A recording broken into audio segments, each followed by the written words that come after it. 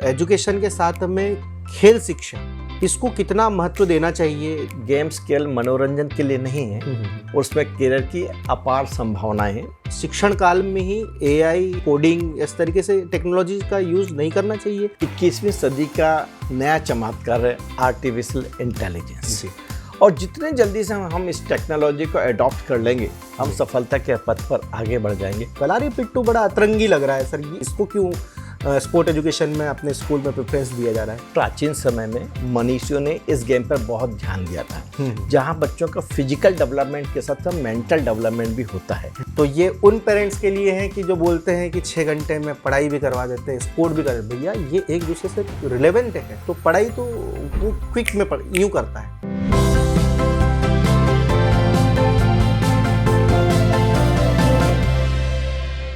Sir, प्रायः देखा गया है कि आज से 5 साल 7 साल पहले बड़ा अचंभा लगता था कि बच्चे मोबाइल चला रहे हैं, बच्चे कंप्यूटर चला रहे हैं, मतलब ये हम टिपिकल टेक्नोलॉजी मानते थे, लेकिन अब ये फेमिलियर हो चुका है। पेरेंट्स लोगों के सामने बताते हैं कि मेरा बेटा तो कंप्यूटर चला लेता है, मेरा बेटा मोबाइल चला लेता है, मेरा बेटा इस एप्लीकेशन से इस तरीके से फंड ट्रांसफ़र करने लगा है, इस तरीके से करने लगा है कि मैं कुछ बिजली का बिल नहीं भर पाता हूँ तो मेरा बेटा भर देता है, टेक्नोलॉजी को हैंडल करने लगा है बच्चा।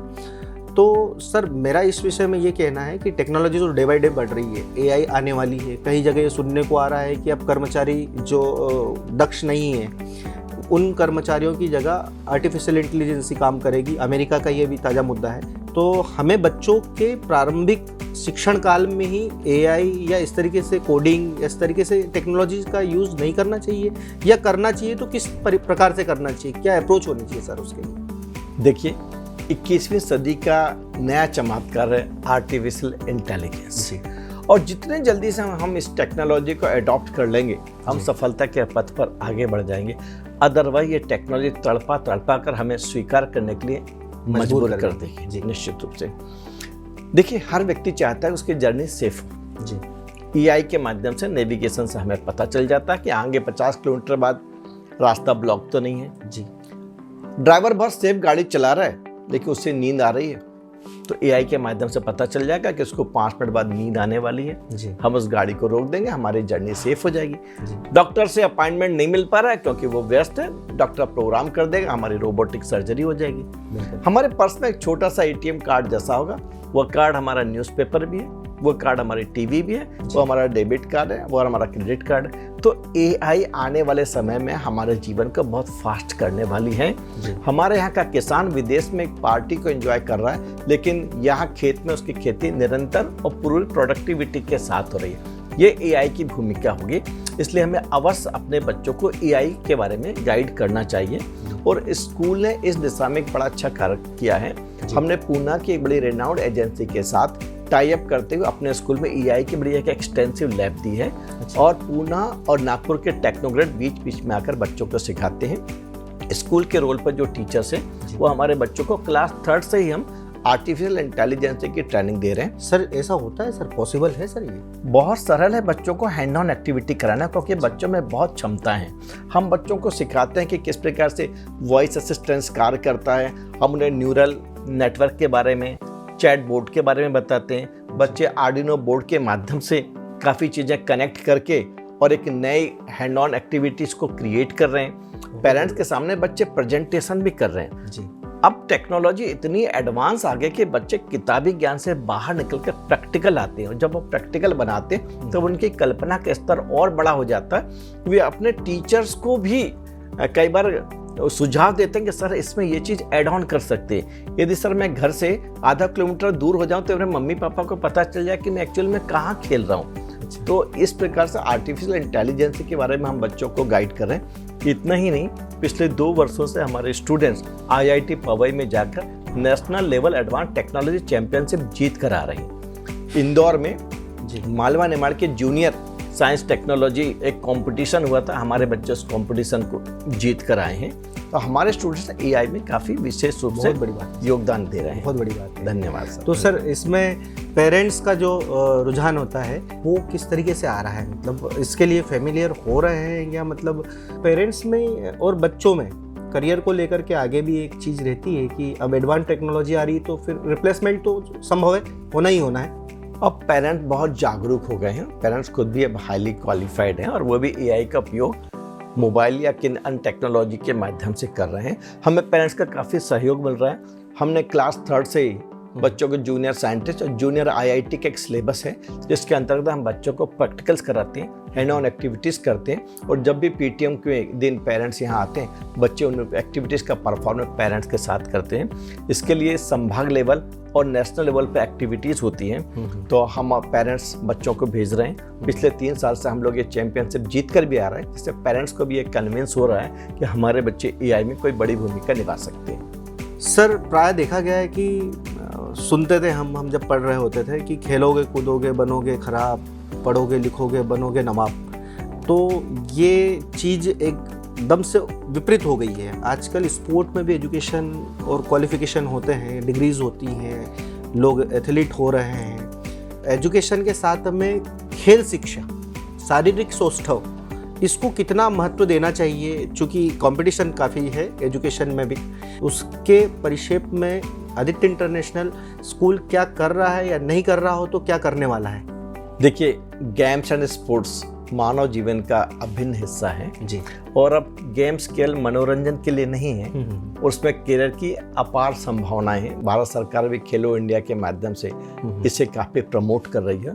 और यह भी नहीं कि बच्चा बड़ा हो जाए तब उसे हम गेम्स या कोई एकेडमी ज्वाइन कराएं जी। हम तो अपने स्कूल में 4 वर्षीय बच्चे को हम एथलेटिक की ट्रेनिंग देने लगते हैं, कि जिम की ट्रेनिंग देते हैं। उसके अंदर फिजिकल फिटनेस आती है, उसके अंदर एक मोटर स्किल डेवलप होती है। हम जिस हिडन टैलेंट की बात करते हैं वो टैलेंट गेम्स के माध्यम से बाहर, पोटेंशियल बाहर आता है और उससे जो ऊर्जा उत्साह बनती है, बाद में बच्चे उसको पढ़ाई पर भी केंद्रित करके आगे जाते हैं। हमारे स्कूल में भी हम लोग मार्शल आर्ट पर विशेष रूप से ध्यान देते हैं। हर बच्चे को सेल्फ डिफेंस आना चाहिए, उससे उसका मनोबल बढ़ता है, उसकी मानसिक क्षमता बढ़ती है। तो हमारे स्कूल में हम मार्शल आर्ट, जिसके अंतर्गत जीत कनाडो, कराटे, कलारी पिट्टू पर विशेष ध्यान देते हैं। क्या बात करें सर, सनातन की ये तो वैदिक परंपरा, गुरुकुलों में कलारी पट्टू और ये साउथ का गेम है, ये बड़ा अतरंगी गेम है, ये विलुप्त होते जा रहा है। ये अपने यहाँ पर खरगोन में आदित्य इंटरनेशनल, आपको गर्व होगा जान के कि हम कलारी पिट्टू नेशनल चैंपियन हैं। क्या बात कर रहे हैं, बहुत बड़ा गौरव है सर ये तो खरगोन। जीत कनाडो में हमारे बच्चे इंटरनेशनल लेवल पर खेलने जा रहे हैं। ओहो। आर्चरी में हम स्टेट चैंपियन हैं, योगा में हम स्टेट चैंपियन हैं। तो इस प्रकार से हम इन गेम्स को काफ़ी बढ़ावा दे रहे हैं। गेम सिलंबम आपने नाम सुना है, उसमें हम नेशनल चैंपियन हैं। बैडमिंटन में हमको स्टेट लेवल पर गोल्ड मेडल मिला है। इस प्रकार के गेम्स को भी हम काफ़ी प्रमोट करते हैं जी। कलारी पिट्टू बड़ा अतरंगी लग रहा है सर, ये इसके पीछे का क्या आपका रहा है कि इसको क्यों स्पोर्ट एजुकेशन में अपने स्कूल में प्रेफरेंस दिया जा रहा है? देखिए, प्राचीन समय में मनीषियों ने इस गेम पर बहुत ध्यान दिया था, जहां बच्चों का फिजिकल डेवलपमेंट के साथ साथ मेंटल डेवलपमेंट भी होता है। और अभी भारत सरकार का स्पोर्ट्स डिपार्टमेंट में कलारी पिट्टू गेम पर बहुत ध्यान दे रहा है। हमारे यहाँ इसके ट्रेनर हैं, हम लोग रेगुलरली बच्चे को उसको ट्रेनिंग देते हैं और हम स्टेट लेवल से होते हुए आज उसके नेशनल चैंपियन हैं। प्राचीन सभ्यता में गेम्स के माध्यम से बच्चों को मानसिक रूप से और शारीरिक रूप से बहुत स्ट्रांग बनाया जाता है। कलारी पिट्टू एक ऐसा गेम है जहाँ सेकंड्स के अंदर जो प्रतिभागी होता है वो डिसीजन लेना सीखता है। 1 सेकंड के अंदर सामने वाले अपोनेंट की वो पावर को एनालिसिस करता है, निर्णय लेता है, अपना पैतरा, अपनी एक्शन लेता है, अपने को डिफेंड करता है और किसी भी समस्या से अपने आप को मुक्त कराता है। इसलिए इस गेम्स को हम लोग काफ़ी प्रमोट करते हैं और लड़कियों के लिए बहुत उपयोगी है ये गेम। हम ये कह सकते हैं कि खेलों का दैनिक जीवन में भी काफ़ी योगदान इसलिए हो सकता है कि वो कभी डिप्रेशन में नहीं जाएगा, क्विक रिस्पॉन्स होगा किसी समस्या को लेकर के। तो इसलिए हम स्पोर्ट को देख सकते हैं कि एक जो प्राचीन सभ्यता के जो लोग मनीषी रहते थे, ऋषि मुनि रहते थे, उसी तरीके से हम इसको भी देखते हैं, स्पोर्ट को भी। और अच्छी बात यह कि बच्चे जो हमारे मार्शल आर्ट में, कलारी पिट्टू में, जीत कनाडो में नेशनल चैंपियन या इंटरनेशनल खेलने जा रहे हैं, वे बच्चे पढ़ाई में भी बहुत अच्छी प्रोग्रेस ला रहे हैं, अच्छा रिजल्ट दे रहे हैं, क्योंकि उनको मानसिक रूप से काफ़ी स्ट्रांग हो रहे हैं और अपनी ऊर्जा को वो अपनी स्टडी पर प्रॉपरली फोकस कर पाते हैं। अब मैं वो प्रॉपर आंसर पे आया हूँ सर। जो पेरेंट का क्वेश्चन था ना शुरुआत से कि इतनी सब करवाने के बाद में भी इतना कैसे कर लेते हैं, ये ज़रूरी नहीं है, ये ज़रूरी है। तो सर मेंटल कॉन्शियसनेस और स्टडी की तरफ या पढ़ाई जो एजुकेशन जो सिलेबस है उसकी तरफ बच्चा इसीलिए फोकस कर पाता है। ये उसका सही आंसर आखिरी में आपने निचोड़ दिया उसका कि यदि कॉन्शियस माइंड है, प्रेजेंस ऑफ माइंड है, तो कुछ समय में भी उसका सिलेबस वो अटेंड कर सकता है, उसको भी सीखने की ललक बढ़ सकती है। तो गेम्स से जो ऊर्जा उसके अंदर बनती है जी। उसको वो पढ़ाई पर पूरा केंद्रित करता है, जिससे कम समय में वो विस्तृत रूप से अध्ययन करके ज़्यादा आउटपुट दे पाता है। तो ये उन पेरेंट्स के लिए है कि जो बोलते हैं कि 6 घंटे में पढ़ाई भी करवा देते हैं, स्पोर्ट भी कर देते हैं। भैया ये एक दूसरे से रिलेवेंट है, रिलेवेंसी है इनकी। तो काफ़ी चीज़ें तो वैसे ही माइंड से सेट होता है, तो पढ़ाई तो वो क्विक में यूँ करता है।